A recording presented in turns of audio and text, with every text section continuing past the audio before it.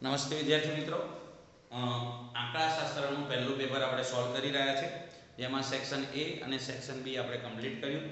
Section સીમાં ગઈકાલે આપણે 2 દાખલા જોયા હતા. આજે એની પછીનો ત્રીજો દાખલો જોવા જઈ રહ્યા છે. તો પેપર 1 નો ત્રીજો દિવસ છે આજે આંકડાશાસ્ત્રનો.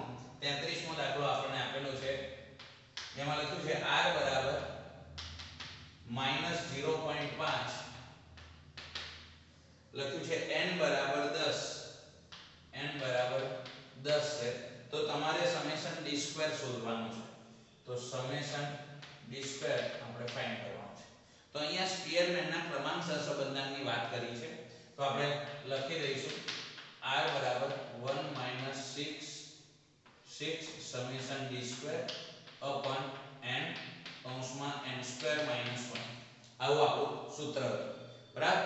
તો શું આવશે? r બરાબર r આપેલો છે આપણને -0.5, 1 - 6 સમેશન d સ્ક્વેર ખબર નથી, n આપણને ખબર છે 10, 10 નો વર્ગ ઓછા 1, તો -0.5, 6 સમેશન d સ્ક્વેર. હવે 10 નો વર્ગ કરશો તો 100 આવશે, 100 માંથી 1 જશે, 99, 99 ગુણ્યા 10 990 આવશે. હવે શું કરીશું? આ જે માઈનસ છે આખો, એને આ સાઈડ લઈ જઈશું, તો -6 સમેશન d સ્ક્વેર છે આ સાઈડ આવશે, તો 6 સમેશન d સ્ક્વેર છેદમાં 990. માઈનસ છે આ સાઈડ આવી ગયા તો પ્લસ થઈ ગયા 1, -0.5 છે આ સાઈડ આવશે તો +0.5 થશે. તો 6 સમેશન d સ્ક્વેર છેદમાં 990, તો 1 માં 0.5 ઉમેરશું તો 1.5 થશે. તો 6 સમેશન d સ્ક્વેર 1.5 ભાગ્યા 990 છે, સામે જશે તો ગુણ્યા 990 થશે. તો સમેશન d સ્ક્વેર બરાબર 1.5 ગુણ્યા 990, 1.5 ગુણ્યા 990, આ રીતનું કરીશું તો 1485 આવશે. તો 1485 આવશે, બરાબર. તો સમેશન d સ્ક્વેર 1485 ભાગ્યા 6 કરવાના છે, તો ભાગ્યા 6 કરીશું તો જવાબ આપણને 247.5 મળશે. તો સમેશન d સ્ક્વેર 247.5 થાય. તો આ રીતે મિત્રો સમેશન d સ્ક્વેર શોધાશે. ત્યાર પછી મિત્રો તરત જ 34મો દાખલો આપેલો છે. તો 34મો દાખલો છે, એની અંદર કહ્યું છે કે x બાર બરાબર 5 છે, x બાર બરાબર 5 છે, y બાર બરાબર 11 છે, y બાર બરાબર 11 છે, બરાબર. b બરાબર 1.2 છે, b બરાબર 1.2 છે, બરાબર. તો y ની x પરની નિયત સંબંધ રેખા મેળવો. શું મેળવવાનું છે? y ની x પરની નિયત સંબંધ રેખા.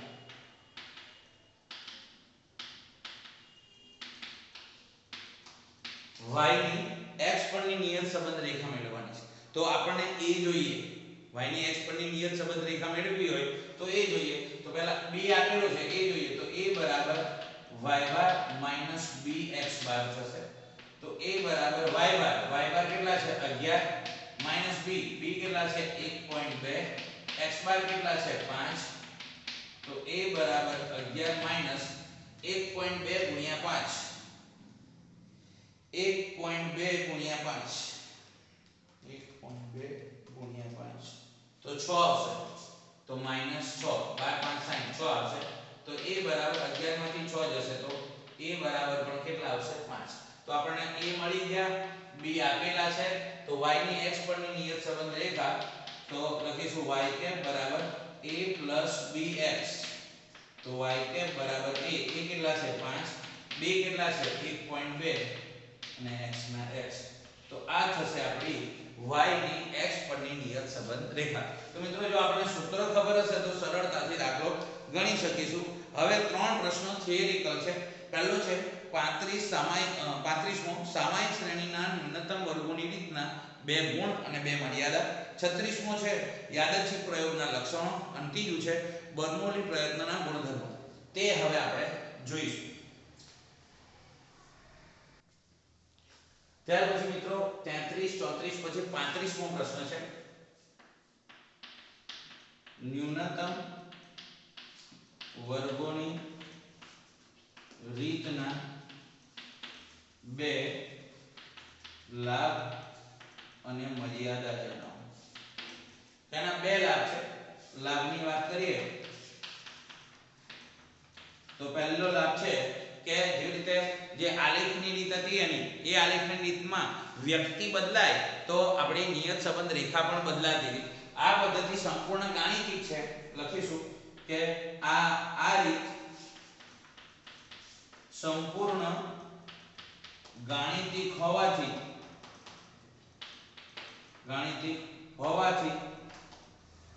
વ્યક્તિ બદલાતા અનુમાન બદલાતા નથી.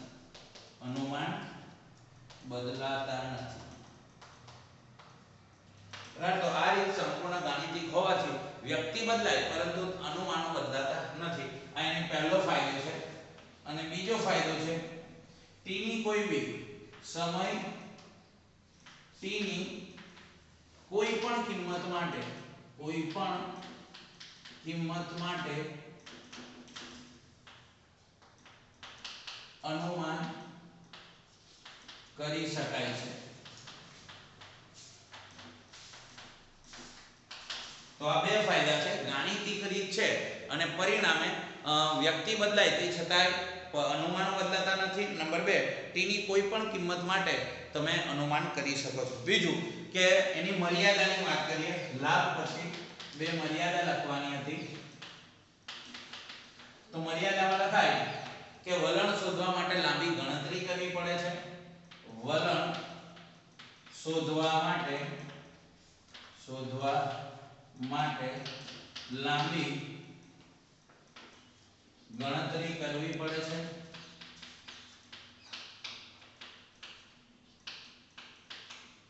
વલણ શોધવા માટે લાંબી ગણતરી કરવી પડે છે. અને બીજું કે એનો જે વક્ર છે અને સમીકરણ છે, વક્ર અને સમીકરણનું યોગ્ય અન્વયન ન થાય તો એ અનુમાનો ખોટા બને છે. તો લખવાનું માહિતીનું વક્ર અને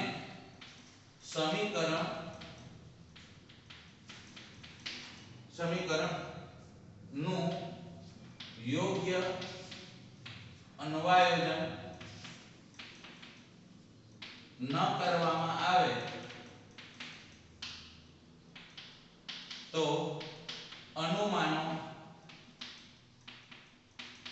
વિશ્વસનીય રહેતા નથી.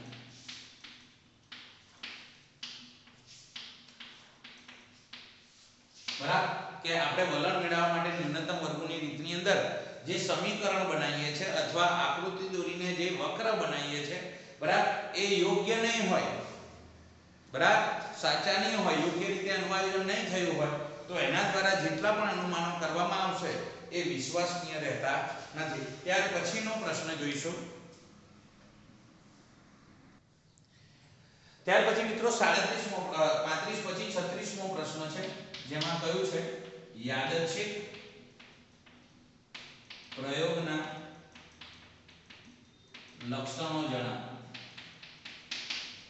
તો મિત્રો યાદચ્છિક પ્રયોગ આપણને ખબર છે, પહેલા એની વ્યાખ્યા જોઈ લઈશું તો આપોઆપ એની લક્ષણો પણ આવડી જશે. પહેલું કે જે પ્રયોગના શક્ય તમામ પરિણામોની અગાઉથી જાણ હોય પરંતુ ચોક્કસ કયું પરિણામ મળશે તે જાણી શકાતું ન હોય તો તેવા પ્રયોગને યાદચ્છિક પ્રયોગ કહે છે. બરાબર. તો આની અંદર પહેલું પ્રયોગ એટલે શું તો કે સમાન પરિસ્થિતિમાં પુનરાવર્તન થતું હોવું જોઈએ. તેના લક્ષણોમાં પહેલું આવશે સમાન પરિસ્થિતિમાં પુનરાવર્તન કરવામાં આવે છે.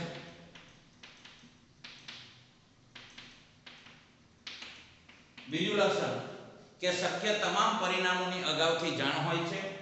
શક્ય તમામ પરિણામોની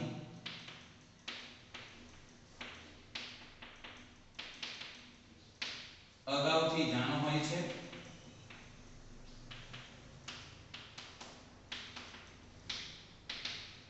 ત્રીજું પરંતુ ચોક્કસ કયું પરિણામ મળશે તે જાણી શકાતું નથી. ચોક્કસ કયું પરિણામ મળશે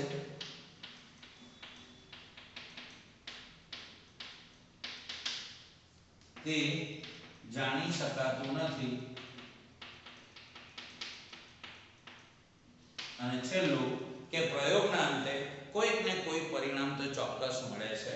તો લખીશું પ્રયોગના અંતે કોઈક ચોક્કસ પરિણામ તો મળે જ છે.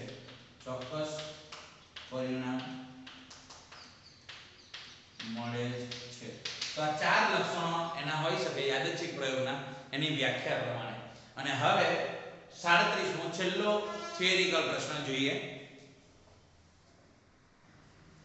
ત્યાર પછી મિત્રો 37મો પ્રશ્ન છે બર્નોલી પ્રયત્નોના ગુણધર્મો. તો મિત્રો બર્નોલી પ્રયત્ન એ દ્વિપદી સંભાવના વિતરણનો ભાગ છે. દ્વિપદી સંભાવના વિતરણમાં આપણને જે વાતો યાદ છે એ બોલી દઈએ. તો કે કોઈ પણ પ્રયોગ છે એના પરિણામો બે જ ભાગમાં વહેંચી શકાય, સફળતા અને નિષ્ફળતા. બરાબર. બીજી વાત કે અહીંયા સફળતા અને નિષ્ફળતાની સંભાવના કેવી હોય છે? સરખી હોય છે. અને સફળતા અને નિષ્ફળતાની સંભાવના અચળ હોય છે. અને આ બંનેની સંભાવના એકબીજા પર આધારિત હોતી નથી. સફળતાની એક પ્રયત્નમાં મળતી સફળતા નિષ્ફળતાની સંભાવના એ બીજા પ્રયત્ન ઉપર કોઈ અસર કરતી નથી, એટલે કે નિરપેક્ષ હોય છે. અને છેલ્લી વાત કે સફળતા અને નિષ્ફળતાની સંભાવના પરસ્પર નિવારક અને નિશેષ હોય છે. એટલે કે સફળતા p અને નિષ્ફળતા q નો સરવાળો કરીએ તો 1 થાય, પણ p છેદ q કરીએ તો 5 થશે. બંનેમાં કંઈ સરખું હોતું નથી. તો આપણે હવે એના ગુણધર્મો લખીશું. પહેલો ગુણધર્મ છે દરેક પ્રયત્ને મળતી સફળતાની સંભાવના અચળ હોય છે. તો સફળતાની સંભાવના અચળ હોય તો નિષ્ફળતાની સંભાવના પણ અચળ હોય છે. બીજું કે એક પ્રયત્ને મળતી સફળતા કે નિષ્ફળતા બીજા પ્રયત્નો ઉપર આશા રાખતી નથી, અથવા પહેલા થયેલી પ્રથમ પસંદગી પામેલ પરિણામની અસર બીજા પસંદગીમાં થતી નથી. એ લખીશું. તો બર્નોલી પ્રયત્નો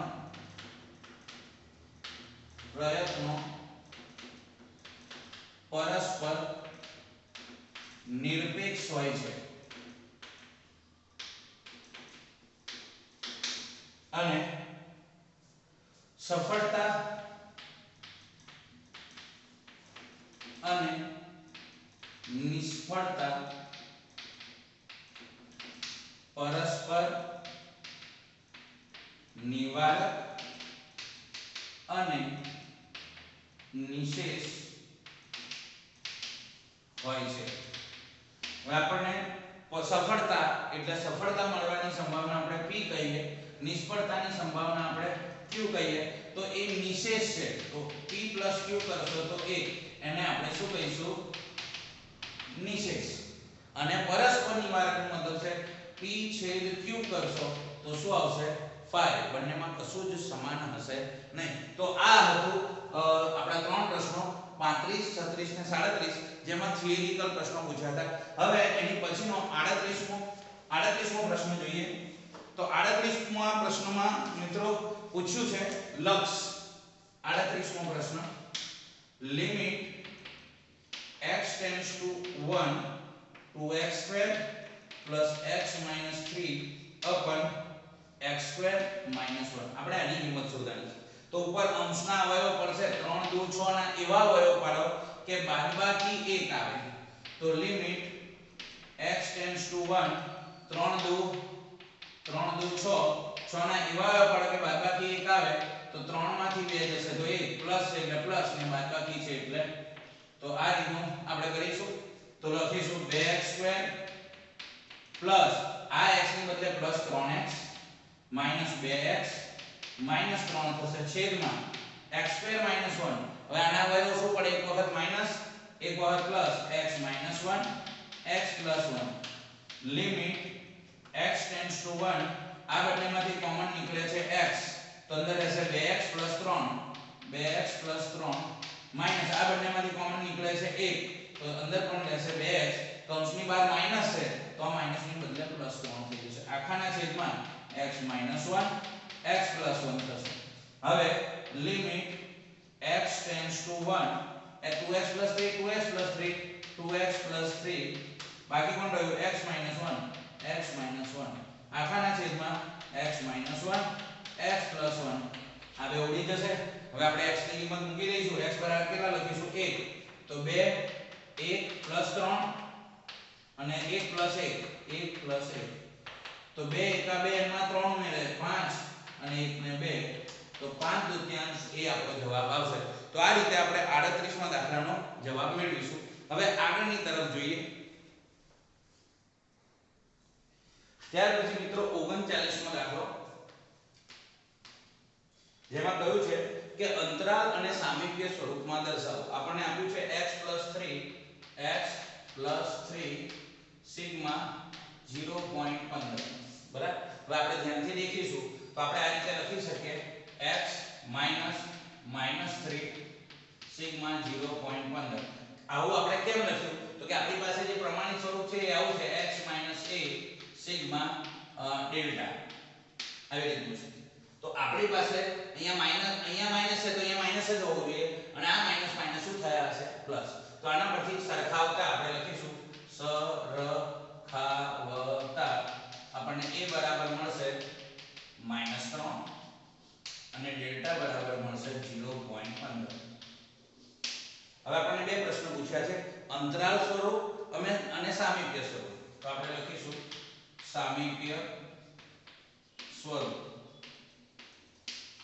તો સામીપ્ય સ્વરૂપ આપણને ખબર છે a ડેલ્ટા આ રીતે આપણે લખીએ છે તો આપણે આખું આવી રીતનું લખવું પડશે કે x + 3 ડેલ્ટા 0.15 એનું સામીપ્ય સ્વરૂપ થશે n a બરાબર કેટલા છે -3 અને ડેલ્ટા બરાબર કેટલા છે 0.15 તો આ થશે એનું સામીપ્ય સ્વરૂપ ત્યાર પછી પૂછ્યું છે અંતરાલ સ્વરૂપ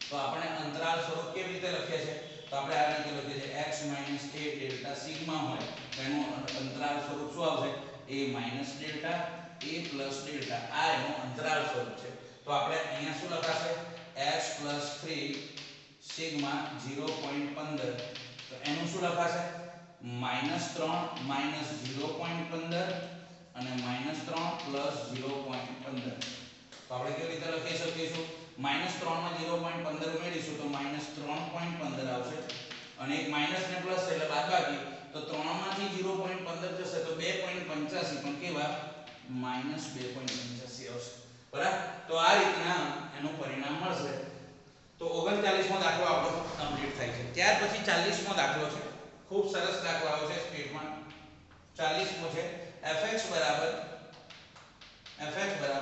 3x² + 7x - 10 આપેલું હોય તો તમારે f'2 - f' - 2 આ આપણે શોધવાનું છે બરાબર તો બંનેમાં પહેલા ડેશ શોધી દઈશું એટલે કે પ્રથમ વિકલન ફળ મેળવીશું તો f' બરાબર 3 દુ 6x + 7 એકા 7 આ થશે આપણું વિકલન ફળ હવે એની અંદર એક વખત 2 મૂકીશ તો x બરાબર 2 મૂકતા એવું લખી દઈશું તો લખીશું x બરાબર 2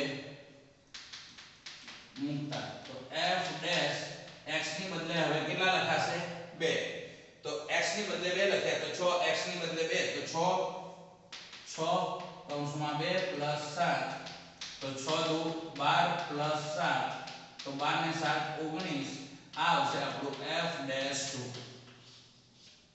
f'2 મળી ગયું હવે બીજું મેળવવાનું છે -2 તો આપણે x બરાબર -2 મૂકતા તો શું આવશે f' આ x ની બદલે -2 લખીશું તો 6 આ બે ની બદલે -2 + 7 આવશે તો સાદું રૂપ આપીશું 6 દુ -12 + 7 12 માંથી 7 જાય તો -5 થઈ ગયા તો આપણે મળી ગયા. હવે પ્રશ્ન પૂછ્યો છે f'2 માંથી f-2 બાદ કરો.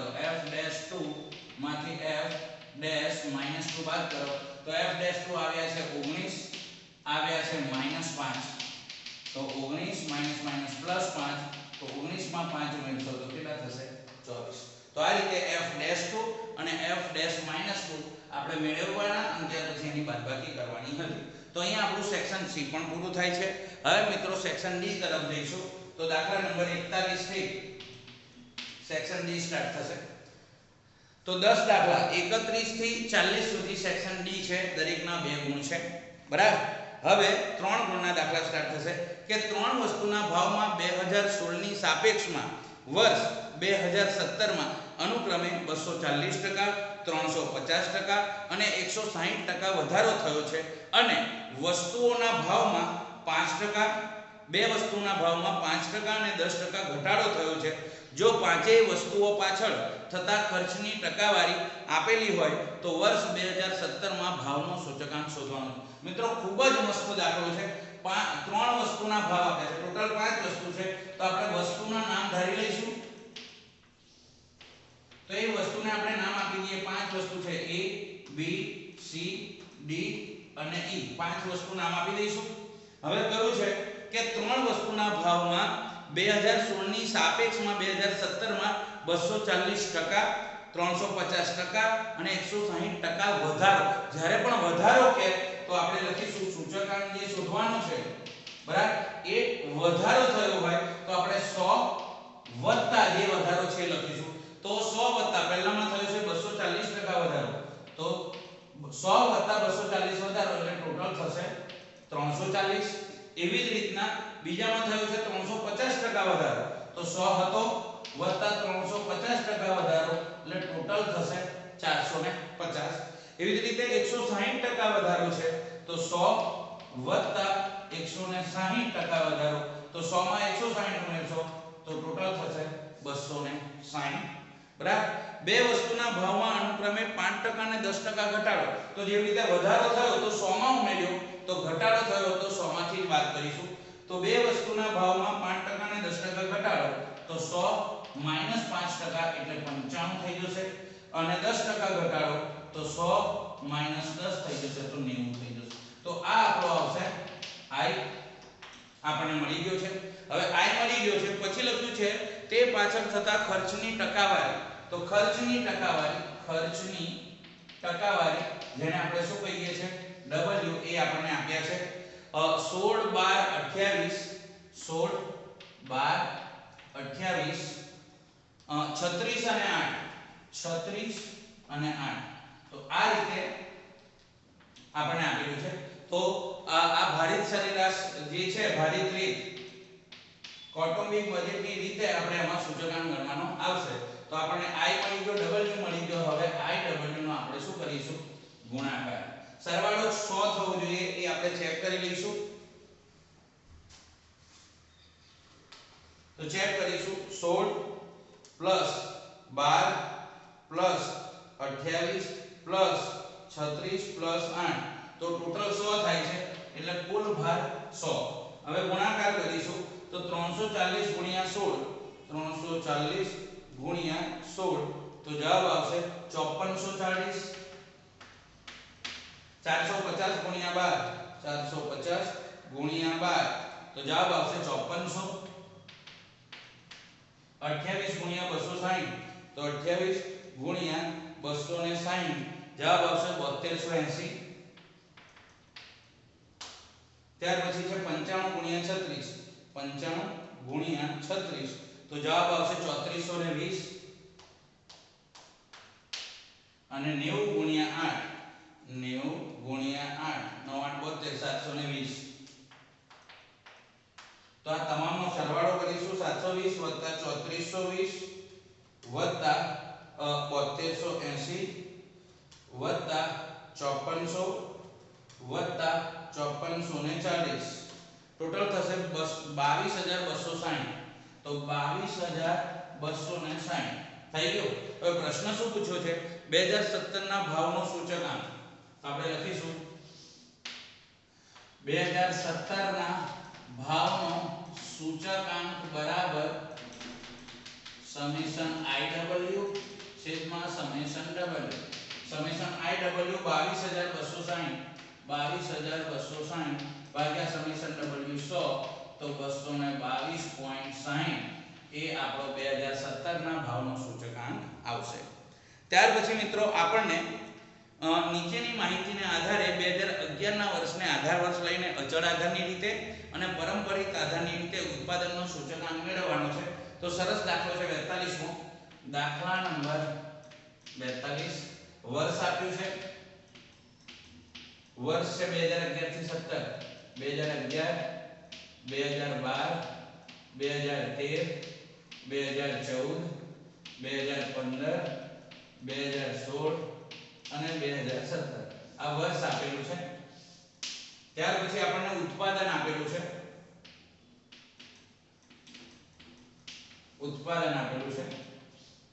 તો ઉત્પાદન છે 105, 109, 110, 112, 115, 120, 130 ઉત્પાદન આપી દીધું છે. હવે બે કામ આપણે શોધવાના છે. 2011 ના આધાર વર્ષને લઈને અચળ આધારની રીતે સૂચકાંક. બરાબર. તો 2011 આને આધાર વર્ષ લેવાનું છે. તો અચળ આધારની રીતે સૂચકાંક. તો આપણે ગણતરી કરીશું. તો આપણી માટે આધાર વર્ષ કોણ છે? 2011 એટલે કે 105 ને આધાર વર્ષ કહીશું. તો આધાર વર્ષનો સૂચકાંક આપણે કેટલો રાખીશું? 100. આધાર વર્ષનો સૂચકાંક કેટલો હશે? 100. કારણ કે 2011 ને આધાર વર્ષ તરીકે લેવાનો છે.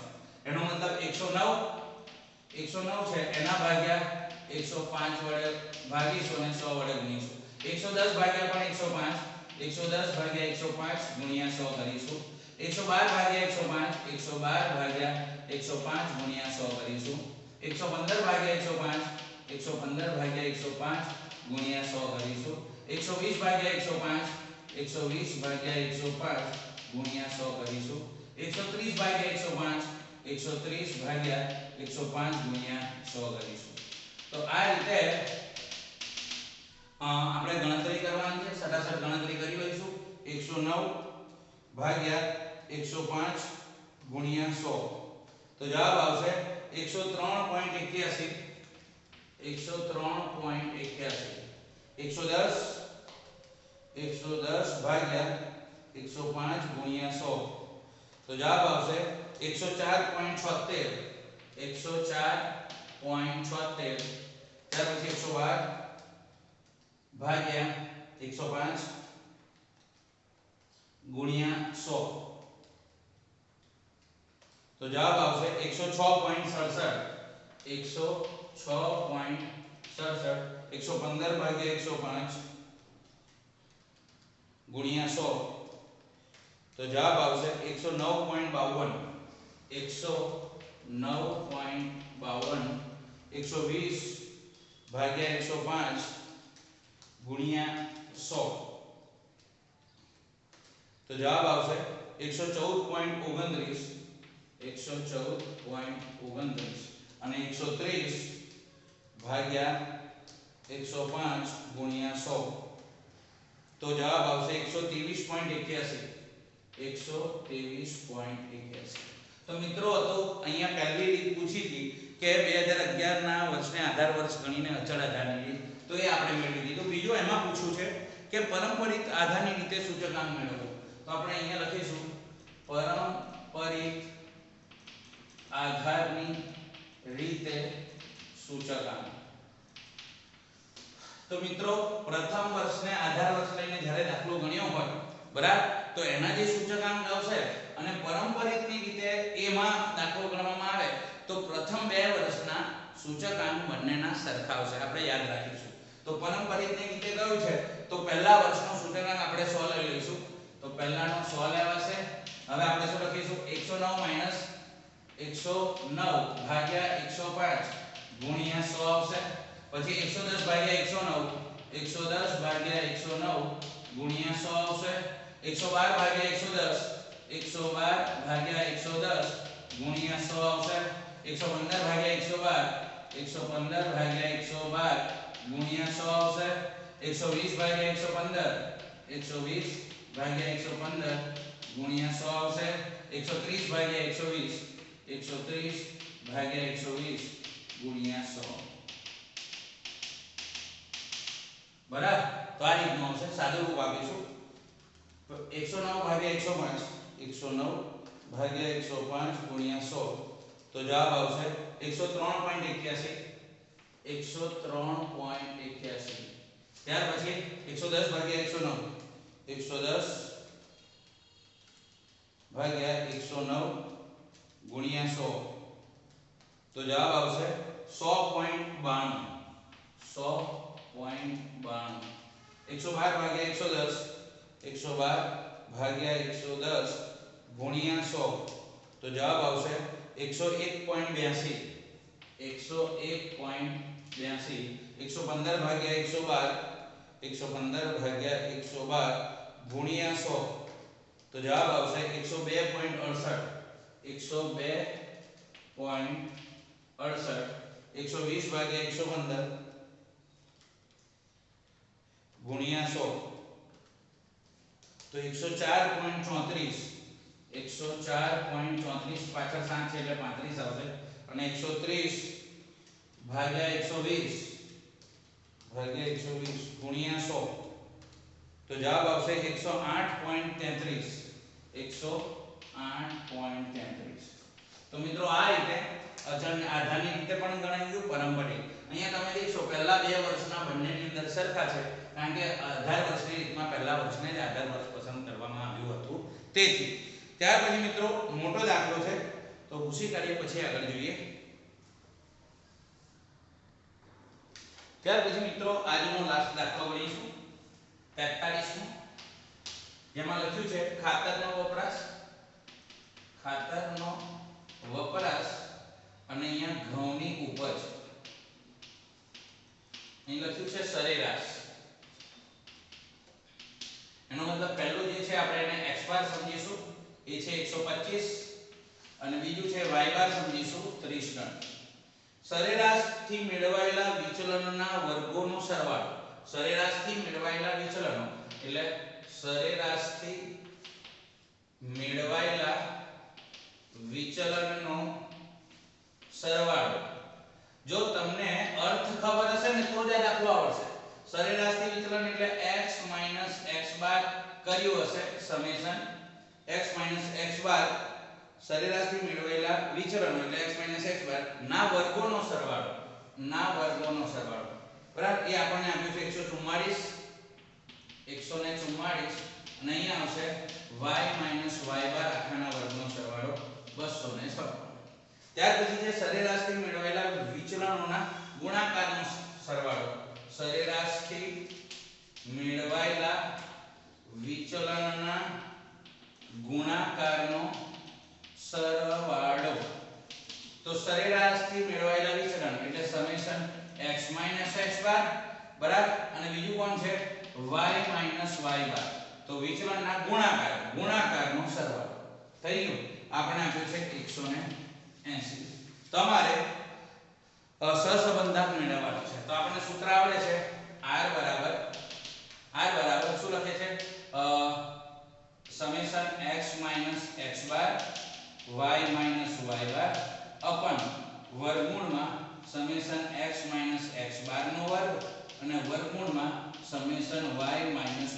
નો વર્ગ આ સૂત્ર છે તો આનો જવાબ આપણી પાસે છે 180 અપન x x બાર નો વર્ગ તો વર્ગમૂળમાં x x બાર નો વર્ગ છે 144 અને પેલાનો છે 256 તો r બરાબર 180 144 નો વર્ગમૂળ નીકળશે 12 અને 256 બરાબર એ 16 નો વર્ગમૂળ નીકળશે 16 તો 180 12 ગુણ્યા 16 કરવાના છે 12 ગુણ્યા 16 તો આવશે 192